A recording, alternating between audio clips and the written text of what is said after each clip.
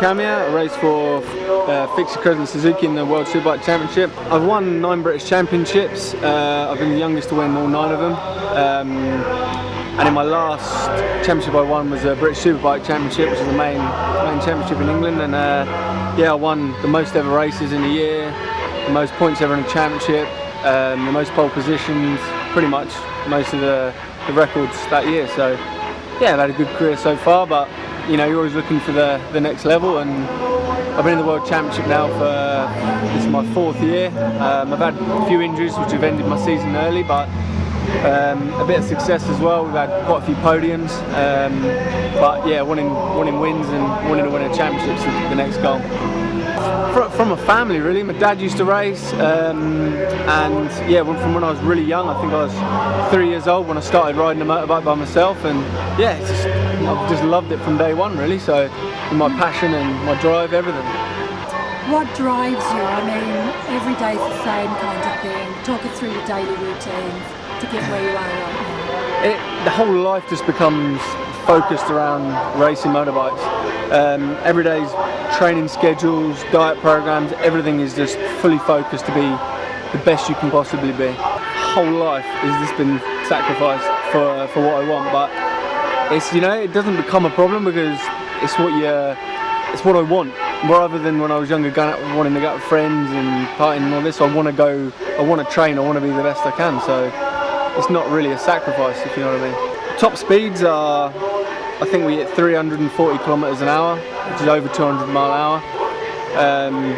What the hell are you thinking? Try not to think about it. You know, you can't think about the speed, you can't be scared or intimidated by that, because the slightest bit of hesitation or scaredness, you're not going to perform at the level you need to perform at. So you have to find the limit of riding the motorbike and then try and find new ways of pushing that limit. So if you're a little bit scared, you're never going to make it to the World Championship. You're never going to make it to a good level at all if you have any scared. So yeah, but that's something you work on for years and years and years. And when you say we, what do you mean by that? Is that just you alone? You've got a team behind you? Yeah, I mean, you have people help you through your career, you know, older riders, more experienced, team managers, people with experience try and help you, point you in the right direction, but ultimately you have to find your own direction, what makes you perform better.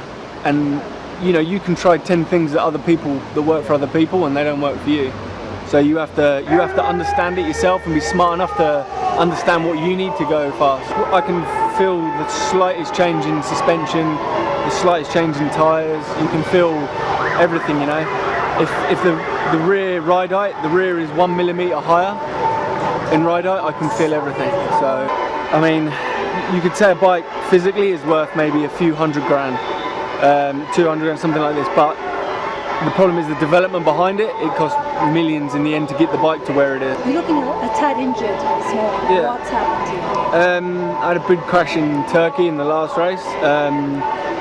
Yeah, we started the race weekend, it was in the first practice. The track was really slippery and I could feel it was slippery, but I kept pushing. I needed to learn the circuit, it was a new circuit for me. And yeah, I wasn't expecting the crash, but it happened. And I've broken my foot and ankle in 7 places. I've got rods holding some of the bones together. There's 3 rods holding the bones together with some external metal work.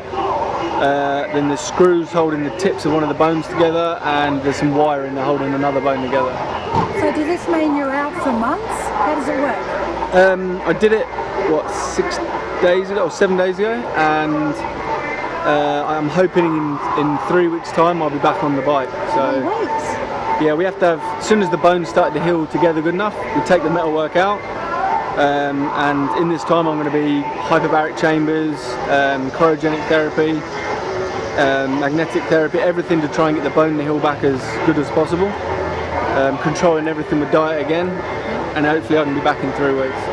As the crash happened, because it was a really fast crash, I had maybe 200 kilometers an hour, I didn't feel nothing until I'm in the air going, oh shit, this is going to be big.